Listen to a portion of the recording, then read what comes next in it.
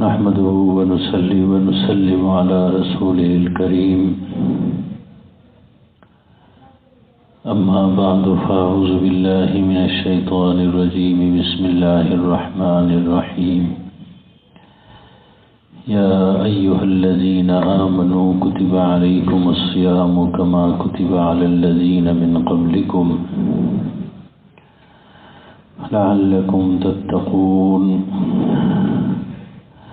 وعن سلمان رضي الله تعالى عنه قال خطبنا رسول الله صلى الله عليه وسلم في آخر يوم من شعبان وقال يا أيها الناس قد أظلكم شهر عظيم شهر مبارك فيه ليلة خير من 1000 شهر جعل الله قيامه تطوعا وصيامه فريضة صدق الله وصدق رسول الله صلی اللہ علیہ وسلم۔ سورہ بقرہ کی ایک آیت مبارکہ ہے جس میں روزے کا تذکرہ ہو رہا ہے۔ اللہ تعالیٰ فرماتے ہیں کہ اے ایمان والو، کتب علیکم الصیام، فرض قرار دیا گیا تم پر روزے،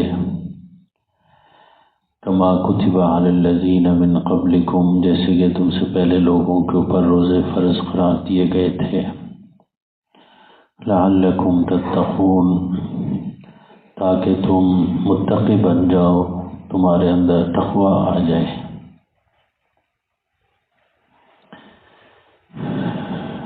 حضرت سلمان فارسی رضی اللہ تعالی عنہ سے روایت ہے، مشکوٰۃ شریف جلد اول میں یہ روایت موجود ہے۔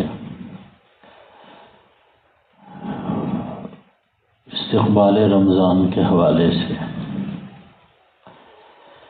کہ شعبان کے آخری تاریخ، آخری دن رسول اللہ صلی اللہ علیہ وسلم نے خطبہ ارشاد فرمایا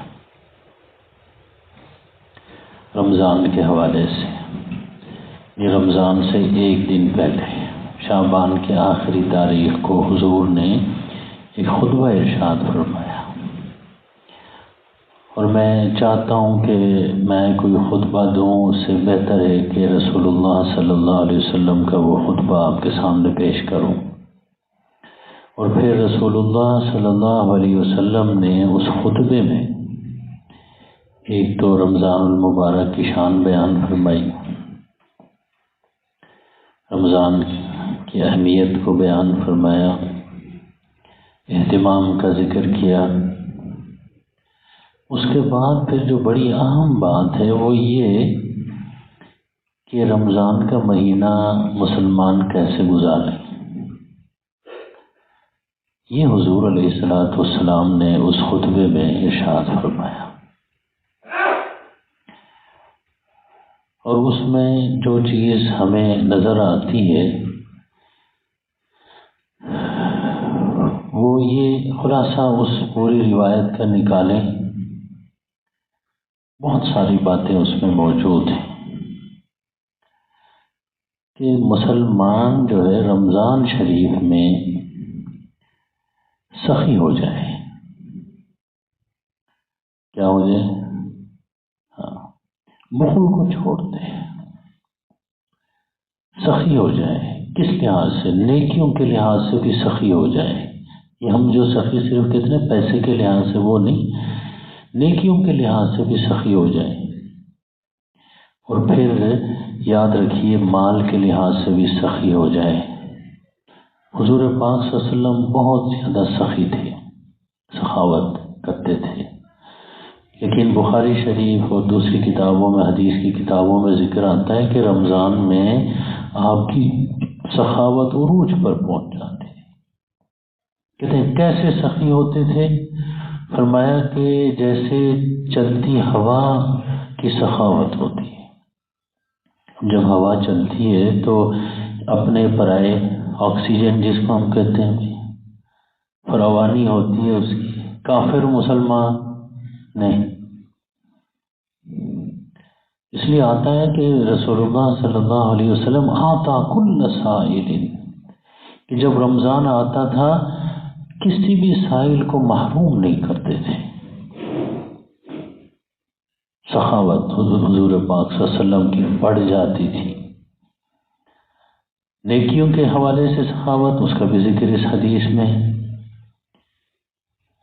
فرض نیکیاں، عبادتیں، نماز، روزہ، پھر اور جو زکوٰۃ، پھر نفل عبادتیں، نفل نماز، نفل صدقہ، نفل تلاوت، نفل درود شریف پڑھنا، ایک لمبی فہرست ہے، ایک لمبا اہتمام ہے۔ چنانچہ اس حدیث میں فرمایا کہ رسول اللہ صلی اللہ علیہ وسلم فرمایا، یا ایھا الناس، لوگو، قد اظلکم شہر عظیم شہر مبارک، کہ ان قریب ایک بہت عظیم الشان اور بڑا ہی مبارک مہینہ سایہ افگن ہونے والا ہے، کیونکہ ایک دن پہلے کا یہ خطبہ ہے رمضان سے۔ عظمت دیکھیں، برکت دیکھیں، فرمایا کہ فیہ لیلۃ خیر من الف شہر، اللہ نے اس رمضان میں ایک رات ایسی رکھی ہوئی ہے کہ اگر اس میں عبادت کی جائے تو 1000 مہینوں کی عبادت سے بڑھ کر ہے۔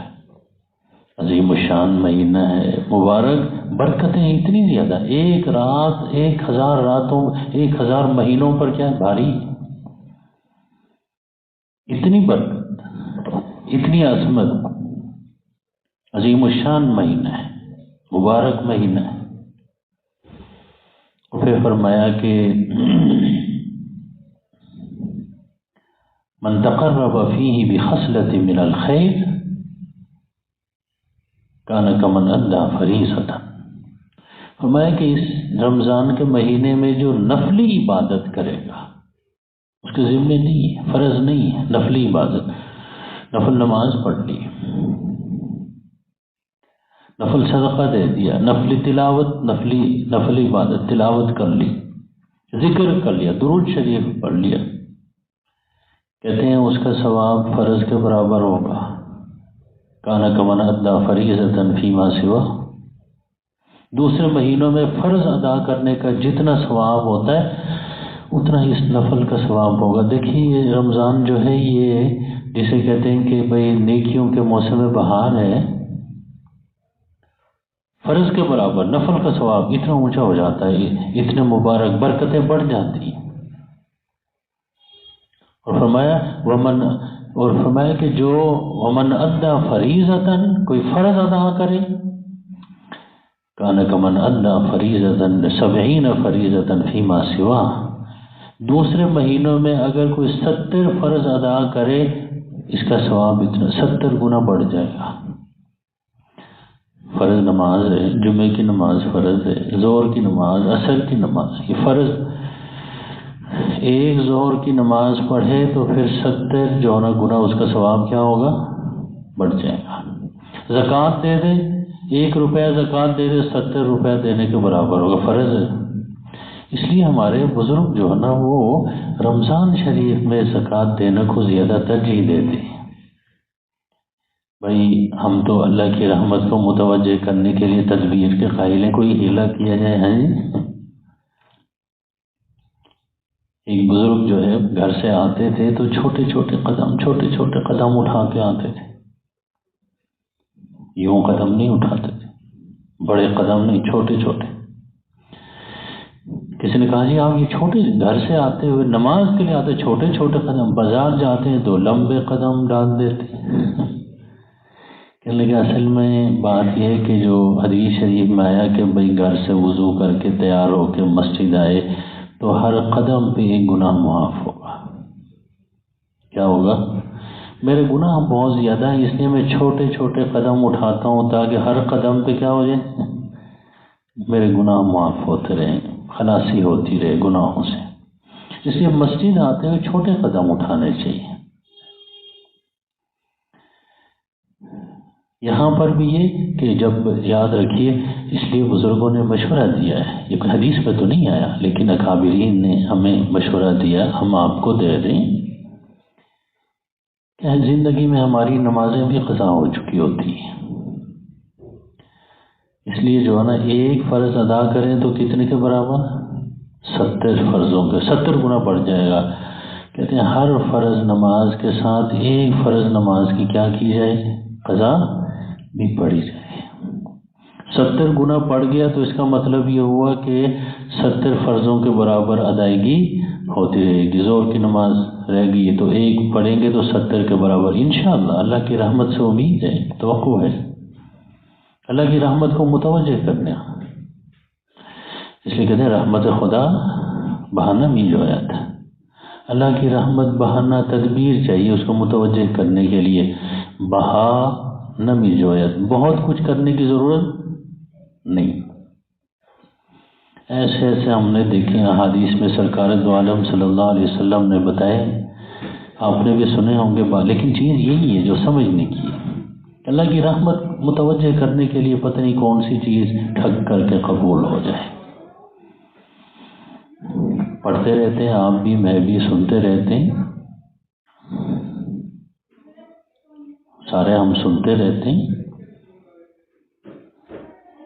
ایک فاحشہ عورت تھی، بدکار عورت، اس نے کنویں کے کنارے وہ کتے کو دیکھا کہ پیاس سے نڈھال ہو رہا ہے، تو اس نے اپنے موزے میں جو ہے نا وہ پانی نکال کے کتے کو پلایا۔ اللہ رب العزت نے اس کی بخشش کا اعلان کر دیا۔ دیکھیں نا اللہ کی رحمت متوجہ ہو گئی، کتے کو پانی پلانے کے لیے بدکار عورت نجات جہنم سے جنت کا اعلان ہو گیا۔ چھوٹی سی چیز جو قبول ہو جائے۔ اس کا آتا ہے پچھلی امتوں کے ایک صاحب کا حضور نے ذکر کیا مسلم شریف جلد ثانی میں، فرمایا کہ ایک صاحب جا رہے تھے، دیکھا کہ وہ راستے کے اوپر ایک شاخ آئی ہوئی ہے، تو آنے جانے والوں کو اس کی وجہ سے تکلیف ہو رہی، کسی کی جو ہے نا ٹوپی گر جاتی ہے، اس سے ٹکرا کے کسی کو چوٹ لگ جاتی ہے۔ یہ صاحب گئے اپنے گھر، جا کے کلہاڑا لے کے آئے، وہ شاخ کاٹ کر راستے کو کھلا کر دیا۔ اسی نیکی کی وجہ سے اللہ رب العزت نے اس کے لیے جنت کا اعلان فرما دیا۔ یہ چھوٹی سی چیز ہے، نماز کی وجہ سے بھی بخشش ہوتی ہے، روزے کی وجہ سے بھی ہوتی ہے، حج کی وجہ سے بھی ہوتی ہے، لیکن بعض ایسی نیکیاں، اب آپ بتائیں کتے کو پانی پلانے کی وجہ سے۔ اب انسان بھائی انسان، اشرف المخلوقات، مسلمان ہمارے بھائی روزے دار، اگر کوئی اس کو ٹھنڈا پانی شربت پلا دے، کیا اللہ کی رحمت متوجہ نہیں ہوگی؟ ضرور ہوگی۔ اسی کو رسول اللہ صلی اللہ علیہ وسلم نے اس خطبے میں بتایا۔ اب دیکھیے کہ نفل عبادت کا ثواب فرض کے برابر، فرض کا، اس لیے زکوٰۃ بھی ہمارے بزرگ کہتے ہیں رمضان میں دے دیں، حساب کر کے اپنا سال رمضان میں لے آئیں، بھائی 70 گنا بڑھ جائے گا ثواب، اجر بڑھ جائے گا۔ لیکن میں یہ بھی عرض کروں آپ سے کہ سارا جو ہے نا رمضان میں نہ دیں، کیونکہ بعض مرتبہ رمضان کے بعد کوئی مستحق آ جاتا ہے، کوئی بیمار آ جاتا ہے، کوئی ایسے جو ہے نا رشتہ دار آ جاتا ہے، اب کہتے ہیں بھائی رمضان میں آتے نا جی، رمضان میں بیمار ہوتے پیسے دیں، یہ تو مطلب کہ کوئی لاجک نہیں ہے نا اس کی۔ اس لیے کچھ ہاں اکاؤنٹ میں الگ کر کے رکھ دیں، اور پھر اس کے بعد جو نا آہستہ آہستہ رمضان میں اکاؤنٹ میں الگ کر دے، انشاءاللہ 70 گنا ثواب مل گیا، پھر پورے سال آہستہ آہستہ دیتا رہے۔ کوئی رشتہ دار آ جاتا ہے، کوئی بیمار آ جاتا ہے، کوئی بچہ تعلیم کے سلسلے میں رکا ہوا آ جاتا ہے۔ میں گزارش یہ کر حضور صلی اللہ علیہ وسلم کا خطبہ، اور حضور صلی اللہ علیہ وسلم نے فرمایا کہ وَهُوَ شَهْرُ الصَّبْرِ، رمضان کا مہینہ کون سا مہینہ ہے؟ صبر کا مہینہ ہے۔ وَالصَّبْرُ ثَوَابُهُ الْجَنَّةُ، اور صبر کا اجر جنت ہے۔ بھئی رمضان میں صبر کرنا سیکھنا چاہیے۔ دیکھیے کھانا سامنے رکھا ہوا ہے، اور چیزوں کا نہیں بتاتا، منہ میں پانی آ جائے گا، خامخواہی پکوڑے رکھے ہوئے ہیں جی، فلاں چیز رکھی، شربت پڑا، پیاس لگی ہوئی ہے، لیکن نہ کھا رہے نہ پی رہے، صبر کر رہے، اذان ہو جائے گی، یہ نہیں کہ 1 مہینہ صبر کریں اس کے بعد پھر جو چاہیں کریں، نہیں، یہ 1 مہینہ تو کورس ہے، ٹریننگ ہے۔ اس مہینے میں صبر کرنا سیکھیں۔ اب اگر جو نا اس چیز کو ہم اپنی زندگی میں لیں، صبر کرنا، ساری جو خرابیاں ہماری زندگی میں ہوتی ہیں وہ کس وجہ سے ہوتی ہیں؟ بے صبری کی وجہ سے ہوتی ہے۔ بندہ خودکشی کیوں کرتا ہے؟ بے صبری کی وجہ سے۔ کوئی مشکل آ گئی، کوئی پریشانی آ گئی، اپنی جان ہی لے لی، کیوں؟ بے صبری کی، صبر نہیں کیا، اچھے وقت کا انتظار، کیونکہ وقت ایک جیسا نہیں رہتا۔ سردی کا موسم تھا، چلا گیا، اب بہار کا، خزاں کا موسم چلا گیا، بہار کا آگے۔ یہ وقت ایک جیسا نہیں رہتا۔ صبر کا معنی کیا ہوتا ہے؟ اچھے وقت کا انتظار کیا جائے۔ بے صبری، یہ خودکشی کرنے والے سارے بے صبر ہیں، صبر نہیں کرتے۔ اب دیکھیے کوئی چھوٹی موٹی مشکل پیش آتی ہے، جان جیسی قیمتی چیز، اس لیے خودکشی کو حرام قرار دیا گیا۔ اسلام نے اسے حرام قرار دیا، حلال نہیں، جائز نہیں، کیونکہ بے صبری۔ اب یہ لوگ ڈاکو کیوں بنتے ہیں؟ ڈاکو صاحب کرپشن کیوں کرتے ہیں؟ یہ خیانت، عربی میں اس کو خیانت کہتے ہیں، وہ کرپشن جو نا وہ انگریزی میں، وہ انگریزی کا لفظ آ گیا نا تو لوگ سمجھتے نہیں ہیں۔ بھائی خیانت کیوں کرتے ہیں لوگ؟ رشوت کیوں لیتے ہیں؟ بے صبری ہے، جلدی مالدار بننے ڈاکہ ڈالتے ہیں، جاتے ہیں ڈاکہ ڈالنے تاکہ راتوں رات کروڑ پتی بنے، بے صبرے ہو گئے نا، مار دیے جاتے ہیں، پکڑے جاتے ہیں۔ کروڑ پتی بننا تو کیا بھائی، کیا ہو گئے بھائی، جان سے ہی گئے، بے صبری کی وجہ سے۔ رمضان ہم سب کو صبر سکھاتا ہے، وہ شہر الصبر، حضور فرماتے ہیں یہ صبر کا مہینہ ہے، ساری چیزیں موجود ہیں، آدمی صبر کرتا ہے، کھا نہیں رہا، پی نہیں رہا، سارے خواہشات موجود ہیں، نہیں۔ اور صبر کے ساتھ ساتھ میں آپ سے عرض کروں، یہ رمضان ڈسپلن بھی سکھاتا ہے۔ کہتے ہیں سارے اکٹھے روزہ کھولیں، مسجد سے اعلان ہوگا بھئی اذان ہوگی یا جو نا اعلان ہوگا، ڈسپلن۔ ہمارے ہاں تو بے صبری اتنی ہے، میں آپ کو کیا بتاؤں، ساری خرابیاں اس کی وجہ سے۔ رشوت لے رہے ہیں، بے صبری ہے، جلدی مالدار بننا ہے، ڈاکہ ڈال رہے ہیں، جلدی کروڑ پتی بننا ہے، بے صبری ہے،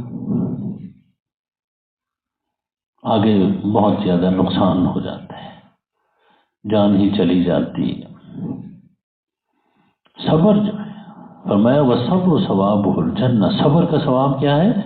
یہ رمضان تربیت ہوتی ہے، اس میں صبر کرنے کی تربیت، کہ بھائی ساری چیزیں موجود ہیں، کھا نہیں رہے، پی نہیں رہے، صبر کر لیں، ڈٹے ہو، ڈسپلن، نظم و ضبط۔ ہم تو ہر جگہ دیکھتے ہیں یہ ایکسیڈنٹ کیوں ہوتے ہیں؟ بے صبری کی وجہ سے، جلدی آگے نکلنا چاہتا ہے۔ میں تو ایک بزرگ کے ساتھ جمعہ ہی پڑھا کے جا رہا تھا، بزرگ کے ساتھ جا رہا تھا تو وہ ایک صاحب ہم سے آگے نکل گئے، تو وہ جو گاڑی چلا رہے تھے بزرگ، اس نے اس کو گالیاں دی۔ میں نے کہا بزرگوں کیا کر رہے ہو؟ کہتے وہ آگے نکل گئے۔ میں نے کہا شاید اس کو جلدی، شاید اس نے ہسپتال پہنچنا ہو، شاید کوئی مریض کو لے کے جا رہا ہو، تو کوئی بات نہیں، اس کو جگہ دے دیا، جس کو جلدی اس کو جگہ دے دے، خود صبر کریں۔ یہ سڑکوں پہ اگر یہ صبر آ جائے، روزے سے نکل کے قوم مہذب ہو جائے، ڈاکو نہیں بنے گی قوم، کرپشن، خیانت، رشوت نہیں لے گی قوم پہ۔ لیکن قوم تو سیکھتی ہے اپنے لیڈروں سے، اور یہ جو ماشاءاللہ لیڈر ہمارے توشہ خانہ کھل گیا تھوڑا سا، پتہ چلا کہ بھائی ٹوپیاں بھی اٹھا کے بھاگ گئی ہیں وہاں سے، شربت بھی اٹھا کے دے گئے۔ خدا کا خوف کریں، کیا ہو گئے؟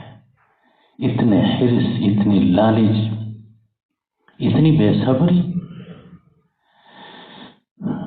بھائی اپنے قناعت، اپنے حالات کے اوپر صبر سے کام لیں، بے صبری نہ کریں، خیانت نہ کریں، رشوت نہ لیں۔ ایک صاحب مجھے کہنے لگے، سرکاری ملازم تھے، کہنے لگے کہ جی رشوت نہ لیں تو حاجتیں پوری نہیں ہوتی۔ پھر چھوڑ دیں، سرکاری نوکری چھوڑ دیں، کوئی اور کام کریں جس میں آپ کی جو ہے نا ضرورتیں پوری ہوں، اوپر کی کمائی، اپنے عہدے کا ناجائز فائدہ اٹھا، کس کس کا رونا روئیں؟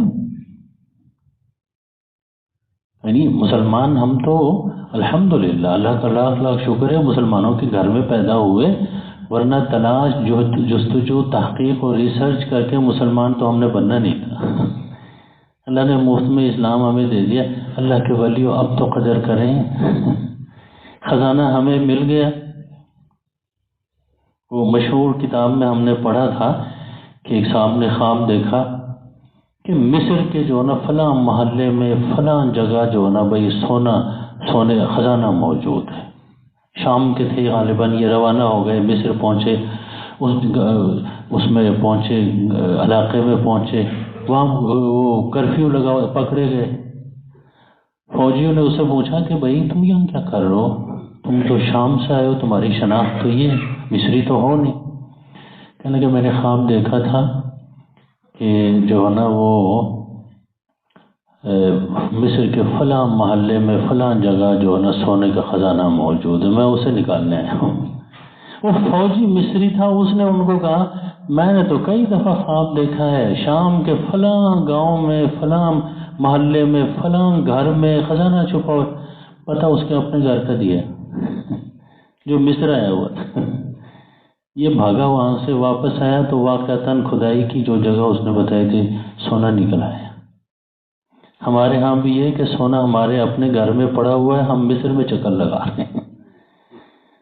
ساری برکتیں ہمارے دین میں، اسلام میں موجود ہیں، اور ہم کسی اور نظام میں خیر و برکت ڈھونڈ رہے ہیں۔ یہ ہماری عبادتیں بھی ہیں۔ قائد اعظم رحمہ اللہ نے یہ فرمایا نماز کے بارے میں، مجھے بڑی اچھی لگتی ہے۔ اس ایسے بھی لیڈر ہوتے تھے، رہنما ہوتے تھے، سیاسی لوگ ہوتے تھے۔ یہ سیاست کوئی ایسی چیز نہیں ہے، ان کو گند مچایا ہوا ان لوگوں نے آج کل۔ نہ زبان قابو میں ہے، نہ جیب قابو میں ہے، کوئی بھی چیز قابو میں نہیں۔ کبھی ہم نے غور نہیں کیا۔ قائد اعظم محمد علی جناح وہ فرماتے کہ بھائی ہماری جو ہے نا وہ عبادتوں میں بھی ہمیں ڈسپلن ہے جی، نظم و ضبط، مساوات، یہ چیزیں ہمیں ہماری عبادتوں کی روح کے اندر۔ انہوں نے پھر بتایا کہ جی جیسے ہمارے ہاں صف بندی کرتے ہیں، صف سیدھی ہونی چاہیے، کیا چیز ہے؟ ڈسپلن۔ آپ اس کو انگریزی میں بولتے ہیں تو پھر بات سمجھ آتی ہے، عربی میں کہیں یا اردو میں کہیں، پنجابی میں تو بات سمجھ ہی نہیں آتی۔ مجھے بڑی شرم آتی ہے ان لوگوں کو دیکھ کے جو بات تو کر رہے ہوتے ہیں پنجابیوں سے، انگریزی بات بول رہے ہوتے ہیں۔ بھائی تم انگریز ہو، سامنے لوگ انگریز، کیا غلامانہ ذہنیت۔ غلامی کی بھی کوئی حد ہوتی ہے۔ ہاں کوئی انگریز آپ کے سامنے، اس کے ساتھ انگریزی بولو، اچھی بات ہے۔ سامنے جو ہے نا بھائی پاکستانی موجود ہیں، پنجابی موجود ہیں، ان کے ساتھ انگریزی بولی جا رہی ہے۔ غلامی کی عادتیں نہیں جاتی، وہ ایسے غلامانہ ذہنیت ہے۔ بہرحال میں رمضان کے حوالے سے گزارش شہر الصبر، رسول اللہ صلی اللہ علیہ وسلم اسی خطبے میں فرما رہے صبر کا مہینہ، صبر کرنا سیکھیں بھائی۔ نماز کا دیکھیں نا، اس کی روح بتا دی کہ روزے کی روح کیا ہے، صبر کرنا سکھانا ہے۔ صرف بندہ بھوکا رہے، پیاسا رہے، ہاں جی، تو اس سے خدا کی خدائی میں تو کوئی اضافہ نہیں ہوتا۔ یہ انسانوں کی تربیت کا نظام ہے، مسلمانوں کی تربیت کا نظام ہے، صبر کرنا سیکھیں۔ کھانا سامنے پڑا ہوا ہو اور جب تک اللہ رسول کا حکم نہیں تو اس وقت تک کھانے کو ہاتھ صبر، ڈسپلن۔ وہ کہتے ہیں کہ جی دیکھیں صفیں سیدھی، اور جب میں اعلان کرتا ہوں نا نماز سے پہلے صفیں سیدھی کر لیں، یہ ڈسپلن کا اعلان ہے۔ اور یہ کس چیز کا اعلان ہے؟ کہتے ہیں بھائی مساوات، برابری۔ اب یاد رکھیے کہ ایک بندہ آ کے بیٹھا ہوا ہے مسجد میں ایک جگہ، بادشاہ بھی آئے نا وہ اس کو اس کی جگہ سے اٹھا نہیں سکتا۔ مساوات، برابری، سب ایک صف میں کھڑے ہو جاتے ہیں۔ بادشاہ بھی آتا ہے وہ بھی سب آگے نہیں کھڑا ہو سکتا، وہیں کھڑا ہوگا۔ یہ مساوات ہماری نماز ہمیں سکھا دیتی ہے، نظم و ضبط بھی سکھا دیتی ہے، مساوات بھی سکھا دیتی ہے۔ مجھے وہ بات کہ ملا علی قاری نے لکھا، وہ بات یاد آ رہی کہ وہ نماز میں جمعے میں آ کے بیٹھے ہوئے تھے لوگ، تو بادشاہ سلامت نماز پڑھنے آ گئے، جمعہ پڑھنے آ گئے، ہٹو بچو پولیس والے، ہاں جی، جو اگلی صف میں پہلے آ کے بیٹھے ہوئے تھے ان کو کہا پیچھے چلے جاؤ، پیچھے چلے جاؤ۔ بادشاہ تو اکیلا نہیں ہے، تو اس کے ساتھ کوئی چمچے ہوتے ہیں، کڑچے ہوتے ہیں، لمبا سلسلہ ہوتا ہے۔ اچھا وہ سارے اگلی صف میں جو پہلے آ کے بیٹھے ہوئے تھے، شریعت میں ان کو اٹھانے کی کسی کو اجازت نہیں تھی، پیچھے گئے تو ان میں کوئی ایک اللہ کا ولی بھی تھا، پہنچا ہوا اللہ کا ولی تھا۔ اس نے ان لوگوں کو کہا، عجیب بات کی، ان کا دیکھو یہ جو ہمارے بادشاہ ہیں یہ کیا نماز پڑھنے آئے، نماز نیکی ہے نا، نیکی کرنے آئے، ان کی نیکی میں بھی ظلم ہے، دوسروں کی جگہ مرتے، دوسروں کو اٹھا کے ان کی جگہ پہ قبضہ کرتے، ان کی نیکی دیکھو وہ ظلم سے خالی۔ جب یہ خالص ظلم کرتے ہوں گے پھر کیا حال ہوتا ہوگا۔ چلو وہ پھر بھی بادشاہ نماز پڑھنے جمعہ پڑھنے آتے تھے، اب تو ماشاءاللہ جمعہ بھی نہیں پڑھتے، وہاں سے بھی گئے۔ ہمارے جو حکمران ہیں بھائی فلاں ہے ڈمکا ہیں، یہ جمعے کا بھی ان کا پتہ نہیں پڑھتے ہیں یا نہیں پڑھتے، اللہ ہی جانتا ہے۔ بھائی صبر کرنا سیکھیں، یہ صبر کرنا سب سے پہلے کیا رمضان میں دیکھیے وہ وقت پورا ہونے مسجد سے مسلمان سارے جو ہے بھائی صبر کرنا سیکھیں، بھائی نظم و ضبط سیکھیں۔ یہاں تو کوئی لائن میں نہیں کھڑا ہوتا بھائی، مفت تقسیم آج ہی میں اخبار پڑھ کر آیا ہوں کہ کوئی کے پی کے میں وہ مفت آٹا تقسیم کر رہے تھے، بھگدڑ مچنے سے 2 بندے مر گئے۔ کیوں؟ ڈسپلن نہیں ہے، لائن میں کھڑے ہو کے نہیں لے رہے، 2 بندے ضائع۔ اس سے آپ غربت کا بھی اندازہ لگائیں، 10 کلو آٹے کے لیے جان دے دی، جان چلی گئی، 2 بندے مر گئے، کیا اب کیا کہیں گے؟ شہید ہو گئے، کیا کہیں گے؟ کیسے مرے؟ اور یہ کہ اگلے جو ہے وہ 10 کلو اس آٹے کے لیے انسان کی جان ہی لے رہے ہیں، بھگدڑ مچا کے جو ان کو روند کے چلے گئے۔ ادھر پنجاب میں پتہ نہیں کتنے مر گئے۔ اس لیے بھائی صبر کرنا چاہیے، یہ روزہ ہمیں صبر سکھاتا ہے کہ صبر کیسے کرتے ہیں۔ وَهُوَ شَهْرُ الصَّبْرِ وَالصَّبْرُ ثَوَابُهُ الْجَنَّةُ۔ وہ صبر کیسے ہوتا ہے؟ اگر یہ چیز ہماری سمجھ میں آ جائے، سمجھ گئے کہ نہیں، روڈ پہ اس کو لائیں، اشارہ بھائی سرخ اشارے پہ رک جائیں، صبر کریں جلدی، یہ صرف افطاری میں ہی نہیں، وہاں بھی آپ سیکھیں، گھر میں اور دنوں آپ دیکھیں یہاں کھانا سامنے پڑا نہیں کھا رہے، صبر کر رہے، صبر سیکھ رہے بھائی، رمضان کے بعد بھی صبر کرنا سیکھیں۔ اگر جو ہے نا بھائی مرچ مسالہ کبھی سالن میں تیز ہو گیا، روٹی تھوڑی کوئی دیر ہو گئی تو برتن توڑنا شروع نہ کریں بھائی، گالیاں دینا شروع نہ کریں، صبر کریں، کیونکہ یہ رمضان کا اس کی روح ہے۔ اور فرمایا وَهُوَ شَهْرُ الْمُوَاسَاةِ، کہتے ہیں یہ ہمدردی کا مہینہ ہے۔ کمال ہے، یہ ساری باتیں وہ لعلکم تتقون، تاکہ تمہارے اندر کیا آ جائے؟ تقویٰ آ جائے۔ یہ صبر کرنا کیا ہے؟ تقویٰ ہے۔ اس روزے کے دے وہ شہر المواسات، فرمایا کہ یہ رمضان جو ہے یہ مواسات اور ہمدردی کا مہینہ ہے۔ ہمیں تو پتہ ہی نہیں ہوتا، بھوک بھی لگتی ہے کہ نہیں لگتی؟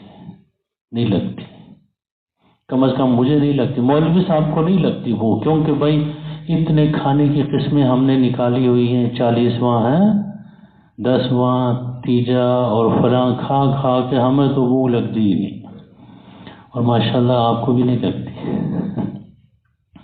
بعض جو لوگ ہیں انہوں نے یہ کیا، میں نے بیڈ روم میں بھی فریج رکھا ہوا ہے فوری رابطہ کرنے کے لیے، باورچی خانے میں جانے میں دیر لگتی ہے، اپنے بیڈ روم میں بھی وہ فریج رکھیں، اس میں پھل فروٹ رکھیں، فلاں، بھوک کو قریب نہیں آنے دیتے۔ تو پھر بھوکے لوگوں کے ساتھ ہمدردی کس طرح پیدا ہوگی جب ہمیں بھوک ہی نہیں لگتی، ہمیں پتہ ہی نہیں بھوک کیا چیز ہے۔ نہ مولوی صاحب کو بھوک لگتی ہے، نہ مقتدی صاحب کو بھوک لگتی۔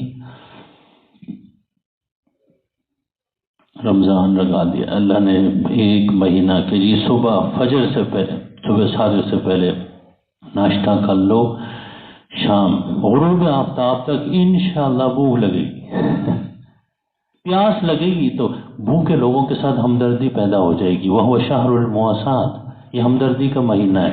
اللہ بھوکا پیاسا رکھ کے تمہارے دل کے اندر ہمدردی کا جذبہ پیدا کن کے ساتھ؟ بھوکے لوگوں کے ساتھ، پیاسے لوگوں کے ساتھ، غریب لوگوں کے ساتھ، یتیموں کے ساتھ، مساکین کے ساتھ۔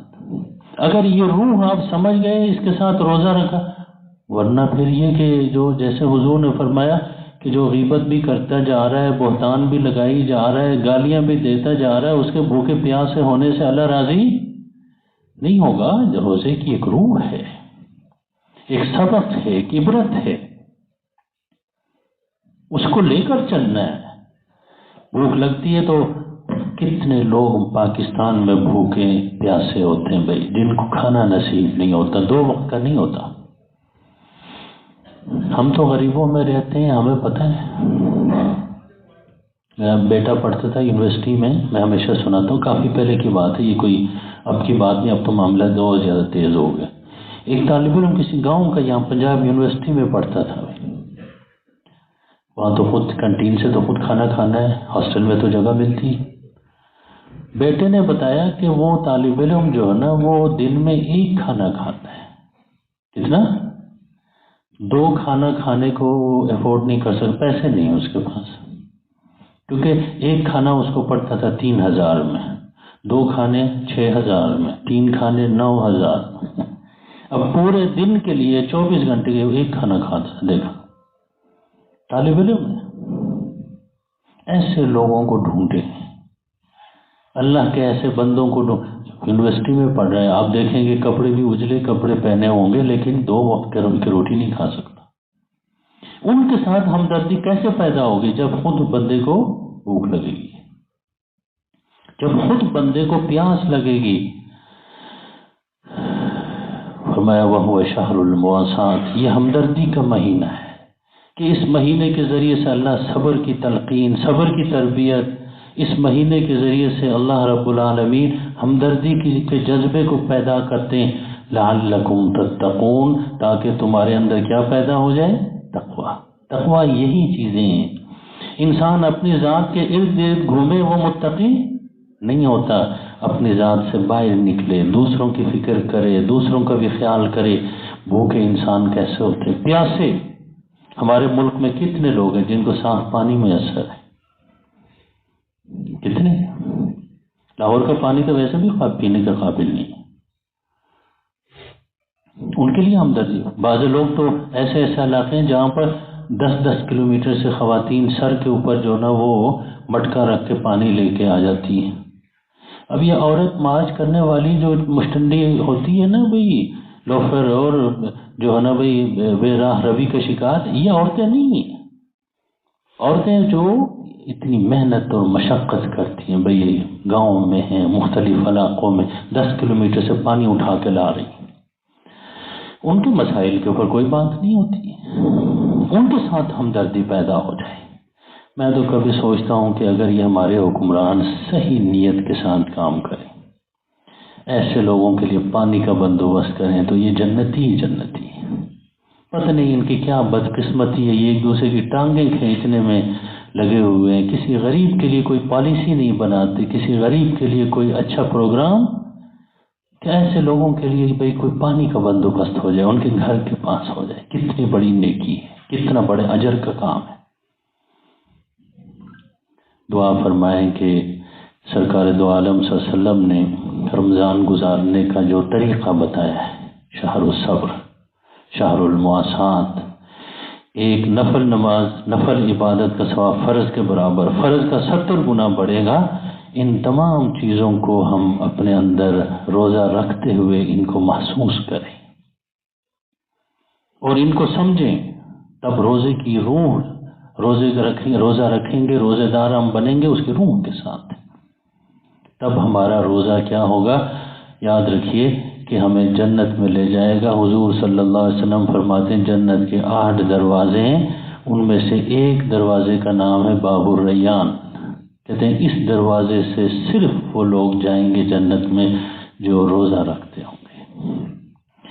اللہ رب العزت روزے کی روح کے ساتھ روزہ رکھنے کی ہمیں توفیق عطا فرمائے۔ روزے کی جو، یاد رکھیے، روزے کا جو فلسفہ ہے، روزے کی جو منطق ہے، جو اس کی لاجک ہے، ان تمام چیزوں کو سمجھ کر روزہ رکھنے کی اللہ رب العزت ہمیں توفیق عطا فرمائے، اور اپنے اندر تقوی پیدا کرنے کی اللہ ہمیں توفیق اور ہمت عطا فرمائے۔ وآخر دعوانا